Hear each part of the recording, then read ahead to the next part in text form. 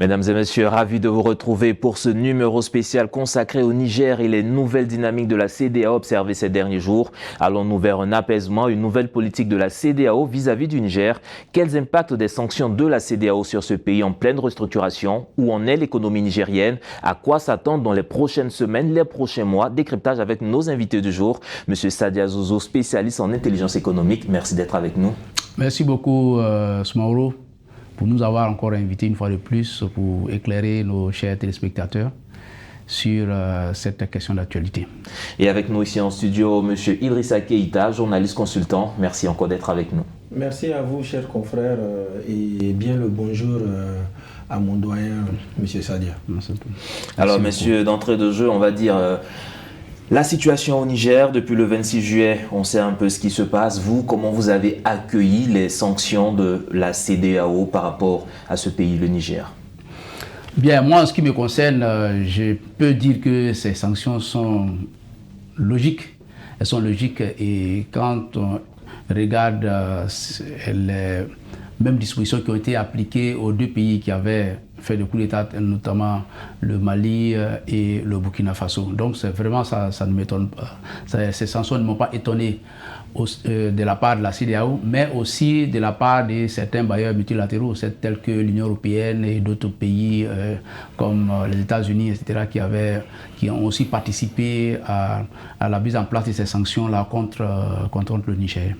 Alors, M. Idrissa Keïta, on tourne vers vous. Vous partagez ce même point de vue. Le Niger qui essaie, en griffe d'après eux-mêmes au plan interne, de redorer le blason de telles sanctions. Comment vous les appréciez? Bon, déjà, je dirais que les sanctions sont normales. Les mêmes causes produisent toujours les mêmes effets. Le coup d'État du Niger n'est ni le premier ni le dernier. C'est vrai que je ne le souhaite pas, mais la tentation, la propagation continue. Et chaque fois qu'il y a un acte qui est posé, il y a des textes qui sont là.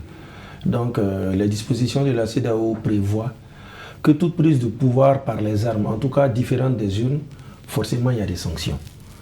Bon, évidemment, l'ampleur des sanctions peut prêter à débat, parce qu'on va dire que le Guinéen a carrément été asphyxié, mais les sanctions, elles sont normales, elles sont légitimes.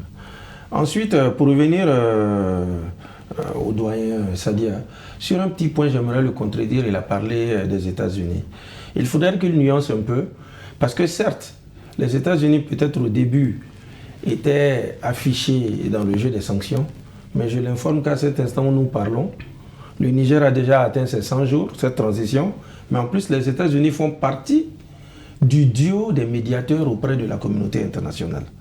Donc, je crois que nous sommes dans une logique où on ne peut pas être le médiateur de quelqu'un et maintenir les sanctions. Je pense, sans me tromper, que les CEDEAO ont levé ou sont en passe de lever les sanctions. Okay, en fait, ce que je voulais dire, c'était un certain nombre de crédits et d'aides et de subventions qui est destinées aux États, au Niger, qui ont été gelés dans le temps par le gouvernement américain. Donc c'est de ça que je parle. Donc ces aides ont été suspendues.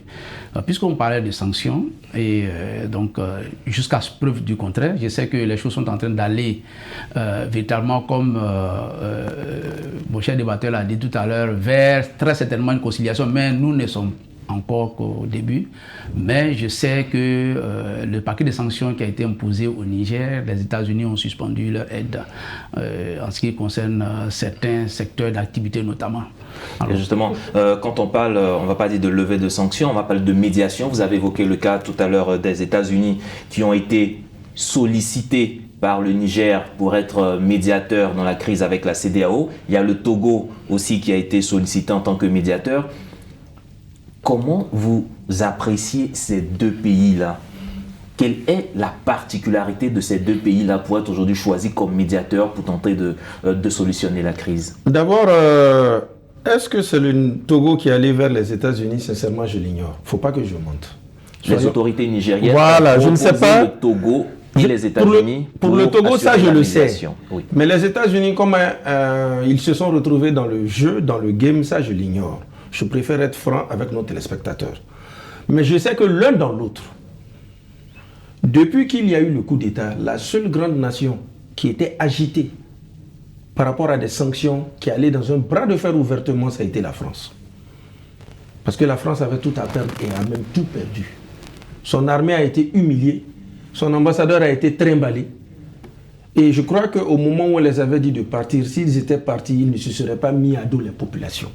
Ça a été un vrai camouflet pour la présidence et la diplomatie française. De deux, pour le Togo, ça ne me surprend nullement. Et je suis sûr et certain, je reste formel, c'est le Mali qui a conseillé au Niger d'aller vers le Togo. D'une part, parce que le Mali, dans son bras de fer avec la sous-région, a eu le Togo pour médiateur. Ensuite, quand il y a eu la polémique des 49 militaires, c'est encore le Togo qui était le médiateur du Mali. Et ça, je ne vous le cache pas. Hein. J'informe les téléspectateurs de Medi 1 TV que Bamako passe son temps à conseiller et à donner des stratégies à Niamey. Quand la CEDEAO prend une action par expérience de ce que Bamako a vécu, Bamako donne à Niamey la marche à suivre. Ce n'est pas pour rien si à un moment donné, les populations prenaient les rues, les populations envahissaient le stade et les populations prenaient à partie le camp et les installations françaises. Enfin, pour finir, il y a aussi un aspect géopolitique. Quand les sanctions sont tombées systématiquement, Cotonou a fermé son corridor économique sans demi-mesure. Le port de Cotonou est fermé. Les marchandises destinées à Niamey ont été zappées. Et évidemment, cette aubaine aussi profite à Lomé, exactement comme quand la CEDEAO avait pris les sanctions envers le Mali, la Guinée avait rejeté et avait mis à disposition son port. De la même manière aussi, Lomé, devenant près de Niamey, jusqu'à même parfois même constituer même un quator avec Bamako, Ouaga, Niamey, maintenant médiateur. Donc Lomé s'est créé assez d'arguments, s'est vraiment mis dans une posture naturelle. Les États-Unis, comme je l'ai dit, les grandes puissances font front commun, mais elles ont des intérêts. Ce coup d'État au Niger, c'est vrai que c'est une question, il y a des questions locales, mais quelque part géopolitiquement, économiquement, j'ai parlé de la France. Quand la France a quelque chose à perdre, ça profite et à la Chine, et aux États-Unis, et même à la Russie. Donc le positionnement des États-Unis n'est pas fortuit, parce qu'il permet d'être plus proche et aussi de négocier certaines choses, parce que je le redis encore, les États n'ont que des intérêts. Les États n'ont que des intérêts, oui, vous voyez, vous le réagir. Oui, bien sûr, moi je pense que j'ai aussi, je vais dire à peu près la même lecture que mon co-débatteur, M. Idrissa Keïta. Je pense que l'implication des deux puissances-là, cette implication est liée à plusieurs raisons. Il y a des raisons géopolitiques, il y a des raisons géostratégiques et il y a des raisons géoéconomiques. En commençant sur les raisons géopolitiques, il faut savoir que l'intervention de Faure et Yadema se situe, en tout cas dans la droite ligne de ce que son défunt père a toujours été un peu comme le relayeur Félix Houphouët-Boigny dans la région ouest africaine en matière de médiation à les conflits. Et aussi, on l'a vu ici en Côte d'Ivoire, lorsqu'il y a eu les événements en Côte d'Ivoire, ici le président Yassigbe Yadema était l'un des médiateurs. Donc, je veux dire que c'est dans la continuation de cette ligne-là que le président Faure et Yadema a pris la résolution, en tout cas, et a été sollicité pour être un médiateur. Il faut dire aussi toujours que depuis toujours, le Togo a toujours entretenu une position, je dis, centriste dans les questions politiques qui soutiennent, qui secouent, je vais dire, l'Afrique de l'Ouest. Donc, c'est raison pour cela, je veux dire que tout cela a fait en sorte aussi que le Togo a pu se positionner véritablement, a pu avoir cette position. Il y a aussi, en ce qui concerne le Togo, en tout cas pour les raisons géopolitiques, il y a aussi le fait que le Togo n'a pas voulu ruer dans les brancards comme les autres pays de la CEDEAO, voulant laisser absolument la possibilité aux pays frères, parce que de toutes les façons, tous ces pays-là sont dans la même organisation économique. Donc, je pense que cette position du Togo est un peu dictée par cela. En ce qui concerne les États-Unis pour les raisons géopolitiques, c'est que les États-Unis, comme il l'a dit tout à l'heure, ont leur intérêt géopolitique très très important. Il y a l'arrivée de la Russie, des pays comme la Russie et la Chine, etc., qui sont véritablement en pole position pour occuper le devant de la scène, en tout cas en ce qui concerne l'influence politique et géopolitique je veux dire, dans le Sahel. étant entendu que nous sommes à un moment quand même où il y a une perte d'influence, une perte de l'influence occidentale aujourd'hui et que beaucoup de pays africains, notamment les pays du Sahel qui sont très très convoités actuellement, commencent à se tourner maintenant vers d'autres puissances. Mais au niveau des partenariats que le Niger a pu tisser pendant ces sanctions pour pouvoir tenir au-delà de la CEDEAO, on a vu l'Arabie Saoudite avec le sommet Arabie Saoudite-Afrique, on voit les États-Unis qui maintiennent, on voit les pays de l'Europe du Nord, le Danemark, la Norvège, la Suisse, la Suède qui continuent de renforcer leurs liens. Est-ce que c'est pas une réorientation de la politique étrangère du Niger qui va leur permettre de tenir face à ces sanctions? Mais c'est une logique des choses. Quand on est verrouillé, il faut avoir des alternatives. Donc on est obligé de voir un peu avec qui aller. Rapidement, le cas des ports, puisque l'économie aussi joue beaucoup autour. Moi, j'ai parlé au départ de la Guinée, quand les sanctions sont tombées. Quelles sont les opportunités que Lomé a? D'abord, non seulement Lomé est la plus grosse communauté étrangère, je ne parle pas de communauté naturelle, hein. Ça c'est vraiment les Maliens. Ceux du nord du Mali, notamment à travers la zone des 3 frontières. Mais vraiment, les communautés même voisines et autres, les Togolais sont les plus nombreux au Niger. Et déjà, le fait même que leur pays soit à côté et que leur pays soit carrément médiateur, qui n'est pas à sa première médiation, ça facilite tout. Le port de Lomé sera sûrement le port de Niamey.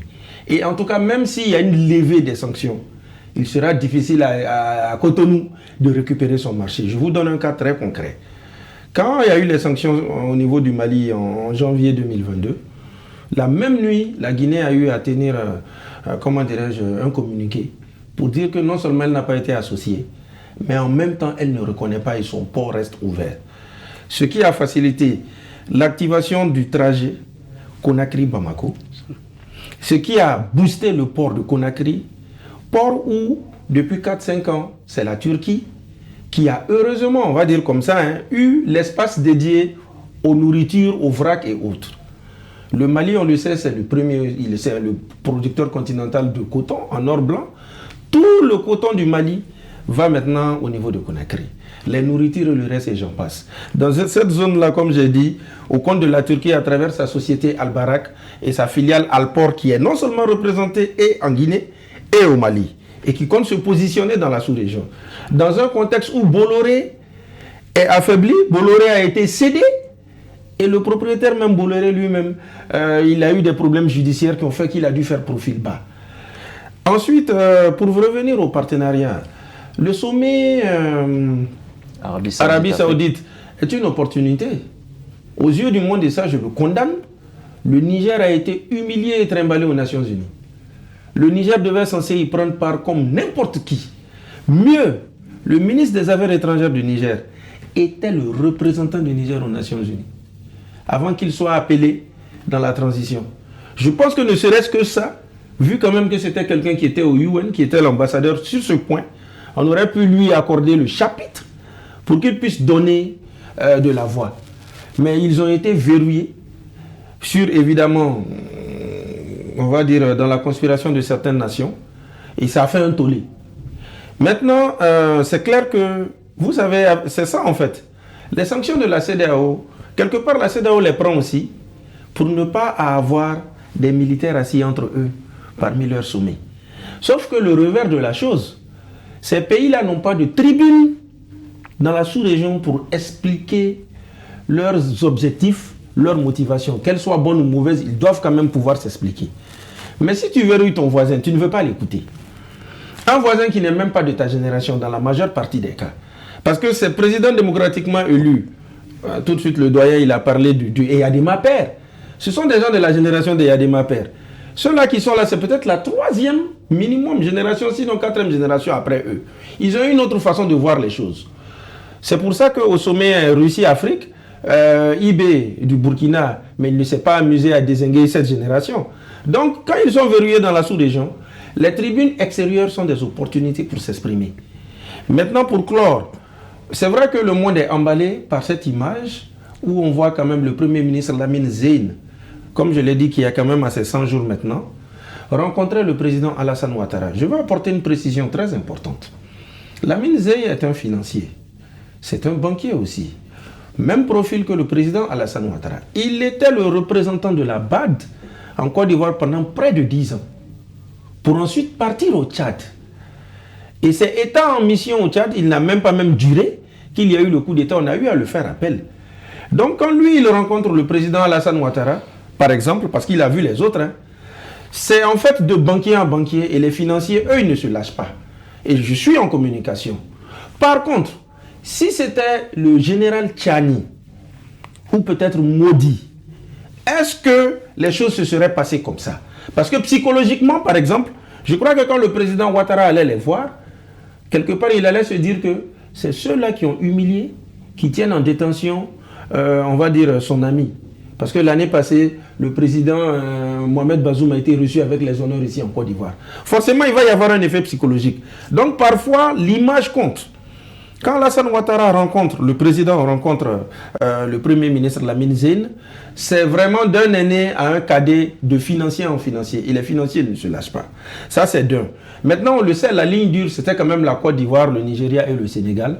Le fait quand même qu'il rencontre toutes ces personnes-là, c'est de bon augure. Ça voudrait dire que l'union commence à prévaloir au plan continental et au niveau de la CEDEAO. Et je pourrais dire donc à notre thématique, oui, le Niger avait un retour dans la CEDEAO. Et c'était là la suite de ma question. Je peux ajouter, je suis ajouté qu'il y a eu des raisons objectives qui ont infléchi, je vais dire, la position de certains pays qui étaient initialement opposés au coup d'État au Niger et je vais dire aux autorités actuelles de la transition au Niger.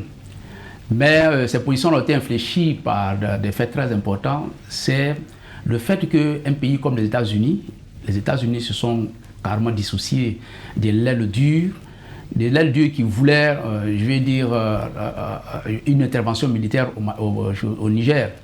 Les États-Unis l'ont fait en se basant sur des faits, comme on l'avait dit tout à l'heure, des faits précis, parce que les Américains ont toujours fonctionné comme ça. Ils fonctionnent souvent, je vais dire, selon leur intérêt.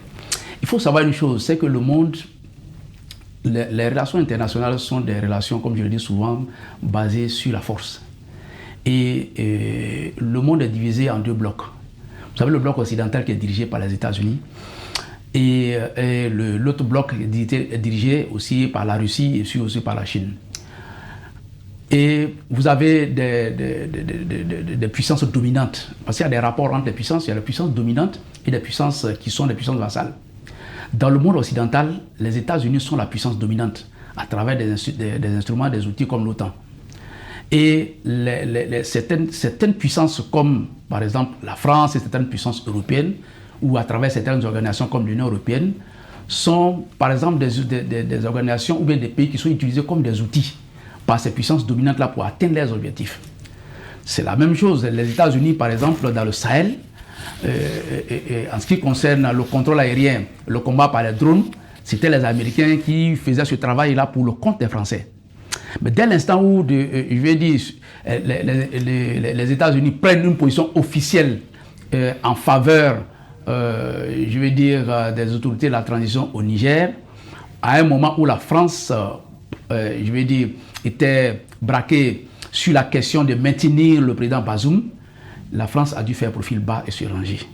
Et si vous remarquez très bien, vous allez vous rendre compte que c'est à partir du moment où les États-Unis ont pris officiellement je vais dire, la position de pencher vers une ouverture envers les autorités actuelles de la junte, que les positions se sont infléchies. Donc, avec l'effet dominant que cela peut créer, vous avez pu constater que toutes ces puissances, que ce soit les puissances dominantes ou les puissances vassales qui accompagnent le bloc occidental, effectivement, ont commencé à infléchir les positions. La réaction de la CEDEAO pour la Guinée, la réaction de la CEDEAO pour le Niger, mais on voit aussi la réaction des présidents de la CEDEAO pour le cas au Gabon, même si le Gabon ne fait pas partie de la CEDEAO. On a vu un peu la réaction des autorités de la CEDEAO par rapport au cas du Tchad.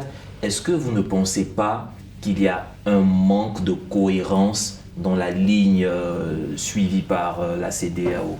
Bon, moi, je vais... Cette question, très rapidement. Cette question, moi, je l'ai tranchée. Je veux répondre à autre chose. Il y a le 2 poids 2 mesures.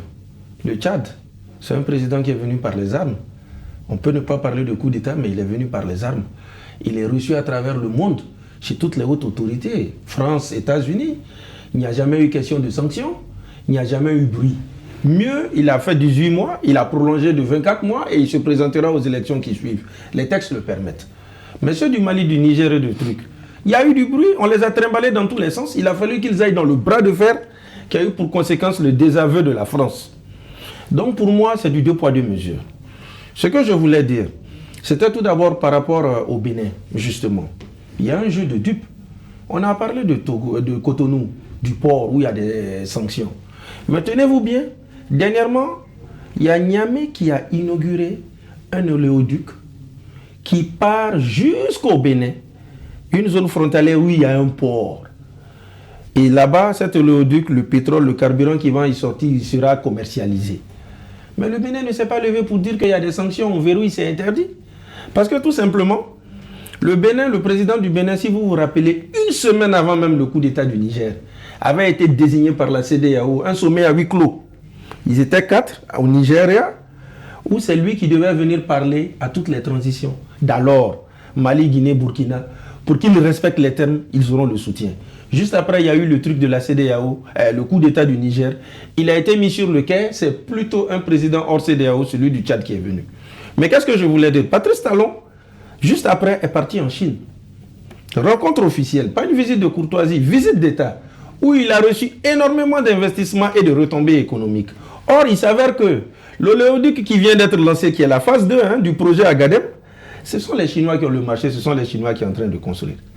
Donc il sait que si jamais il s'hasarde à venir parler de sanctions régionales, de sanctions de la CEDEAO, la Chine va le verrouiller à la minute. Donc vous voyez, il y a une espèce de 2 poids 2 mesures. La seconde chose, c'était par rapport aux États-Unis. Il y a un paramètre qu'il ne faudrait pas qu'on oublie. Actuellement, les États-Unis, l'administration actuelle est en pré-campagne, est en période électorale. Même si on ne se rend pas compte de la date, chaque fois que Donald Trump se retrouve devant les tribunaux, il fait tellement de bruit, il en fait tellement une tribune politique qu'on se rappelle que les élections aux États-Unis, c'est imminent, c'est pour bientôt. Et quand un pouvoir sait qu'il a une possibilité de reconduction, il est très flexible dans les actions qu'il pose. Certes, les États-Unis ont pris le contre-pied de l'Europe, ils ont lâché en plein vol la France, mais n'oublions pas aussi que l'administration de Joe Biden prétend à un second mandat et donc est en train de revoir aussi sa position. Donc, il y a des calculs. Okay, alors là, je me retourne vers vous. On est carrément au thème de cette émission. Okay. Votre mot de fin à l'analyse de tout ce qu'on vient de dire. Vous, comment est-ce que vous voyez à quand un retour probable du Niger dans la CEDEAO? Est-ce que les signaux sont au vert, nous sommes au orange ou bien on est encore au rouge? Le Niger, bien à la CEDEAO, c'est pour bientôt. Parce que la CEDEAO, c'est d'abord le Nigeria.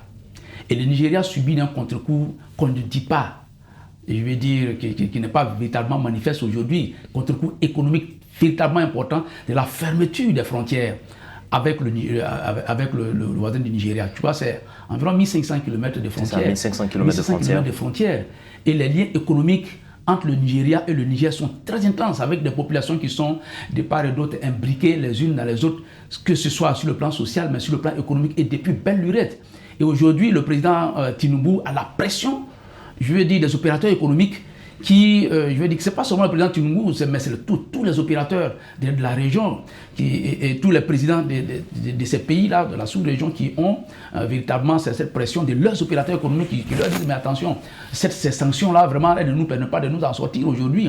Mais il faut dire aussi que nos présidents africains n'ont pas les mains libres, en la réalité. Elles exécutent parfois des guerres par procuration. Elles ont un agenda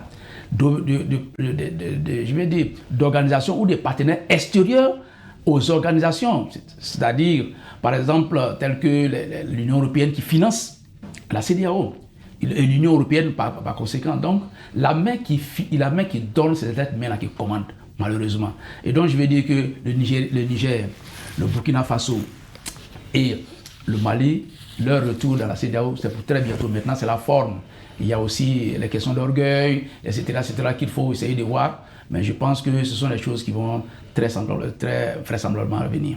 Merci encore, M. Sadia Zozo. Je rappelle que vous êtes spécialiste en intelligence économique et avec vous, on est avec M. Idrissa Keïta, journaliste consultant. Messieurs, merci en tout cas pour vos analyses qui nous permettent de voir un peu plus clair dans tout ce qui se dessine sur le continent, dans les relations entre le Niger et la CEDEAO. Mesdames et messieurs, c'est ici que se termine cette émission. Vous pouvez la retrouver sur notre site internet www.mediantv.com. Agréable suite au programme sur nos antennes.